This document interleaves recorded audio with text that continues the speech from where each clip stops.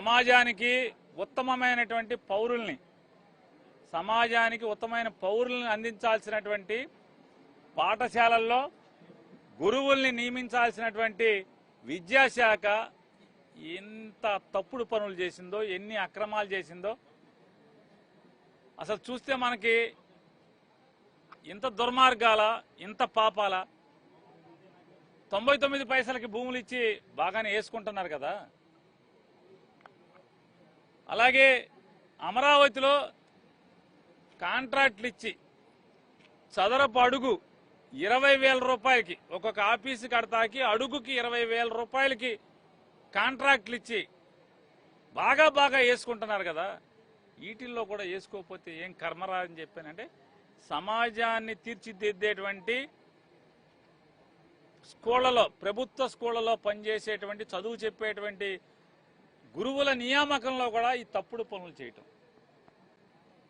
చంద్రబాబు నాయుడు గారి ప్రభుత్వం, ఆయన కొడుకు నాయకత్వంలో ఎంత నీచాలు చేశారంటే, 16,000 పైచిలకు టీచర్ పోస్టులు తీసాం, మెగా డిఎస్సీ అని చెప్పి ఎంత డగా డిఎస్సీ అంటే మెరిట్ లిస్ట్ ప్రకటించరు.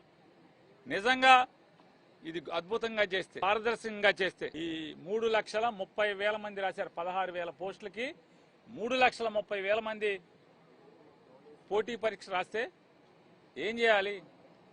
మెరిట్ లిస్ట్ ఇవ్వాలా అక్కర్లేదా? ఎవరికి ఎన్ని మార్కులు వచ్చినాయి, 1వ ర్యాంక్ ఎవడికి, 3,30,000 ర్యాంక్ ఎవడికో ఇవ్వాల్సిన పని ఉందా లేదా? ఎవరంట మెరిట్ లిస్ట్ ఎవరంట బయటికి, ఎవరికి ఎన్ని మార్కులు చెప్పరంట. ఫోన్కు మాత్రం మెసేజ్ వస్తుందంట, యు ఆర్ సెలెక్టెడ్, నువ్వు ఎంపిక చేయబడ్డావు అంటే. ఎంతకు ఎంపిక చేయబడితే అంతకు మెసేజ్ పంపిస్తారు, మరి అన్నో ర్యాంక్ ఇస్తారు. ఎవడెంత కొడితే అంత ర్యాంక్ ఇస్తారా? నారా చంద్రబాబు నాయుడు గారు పుట్టినరోజు ఒకరోజు ముందు 19వ తారీఖున 2024లో ఓ జీవో ఇచ్చారు. జీవో నెంబర్ 47, తర్వాత జీవో నెంబర్ 4, ఈ 2 ఇచ్చారు. అటు ఏంటి అంటే 1% పెంచి 3% స్పోర్ట్స్ కోటా అంట. అసలు పడిపోతారు విలేకరులు, ఇక్కడ నా ముందున్న విలేకరులు కూడా పడిపోతారు. టెట్ కానీ డిఎస్సి కానీ పరీక్ష రాయకుండా సరాసరి తీసేసుకుంటారు. పరీక్ష రాయక్కర్లేదంట.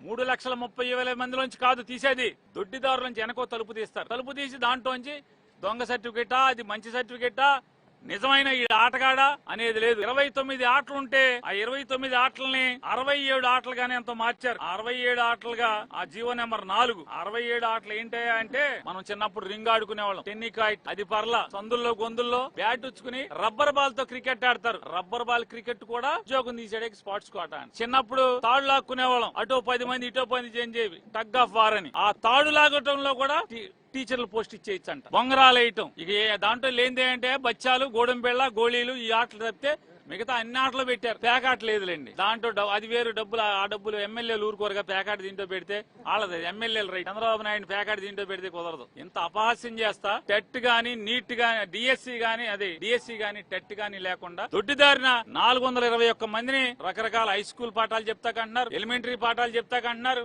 ఆల్రెడీ వ్యాయామ ఉపాధ్యాయులు పోస్టులు అంటారు. ఇట్లా అన్ని రకాలుగా సరాసరి రిక్రూట్. ఇంతకన్నా పచ్చి పాపం లేదా? తప్పు కదా, ఇది నీచం కదా. నేను ఛాలెంజ్ చేస్తున్నా, ఆంధ్రప్రదేశ్ రాష్ట్రంలో జరిగినటువంటి దగా డిఎస్సి, మెగా స్కామ్ గా జరిగినటువంటి డిఎస్సి లో రిక్రూట్మెంట్ లో 421 చిల్లర మందికి నేరుగా స్పోర్ట్స్ కోటాలో 3% చొప్పున రిక్రూట్ చేసినటువంటి ప్రతి ఒక్కరి సర్టిఫికెట్ ని బయట పెట్టమని ఛాలెంజ్ చేస్తున్నా. నాడేదో బోత్ ఆర్ నాట్ సేమ్ అని ఏదో చెప్తున్నావు, రోజు సొల్లు కబుర్లు. ఛాలెంజ్ చేస్తున్నా, బోత్ ఆర్ నాట్ సేమ్ అని సినిమా డైలాగులు చెప్పడం కాదు. కలేజా ఉంటే నిజాయితీగా రిక్రూట్మెంట్ చేశామని కనుక మీరు చెప్పగలిగితే, స్పోర్ట్స్ కోటాలో రిలీజ్ చేసినటువంటి, ఎంపిక చేసినటువంటి 400 చిల్లర మంది ఉపాధ్యాయుల యొక్క స్పోర్ట్స్ కోటా సర్టిఫికెట్ వాళ్ళ డిఎస్సి టెట్ రాశారా, రాయలేదా, లేదా వాళ్ళది నిజంగా వాళ్ళు బీఈకున్న సర్టిఫికెట్ ఎక్కడి నుంచి తెచ్చారు, ఏ కాలేజీలో పాస్ అయ్యారు, ఏ యూనివర్సిటీలో పాస్ అయ్యారు, ఎన్ని మార్కులతో పాస్ అయ్యారు, ఇలాంటి వివరాలన్నీ బయట పెట్టే దమ్ము మీకుందా అని అడుగుతున్నాను. మెరిట్ లిస్టే బయట పెట్టేటువంటి సినిమా మీ దగ్గర లేదు.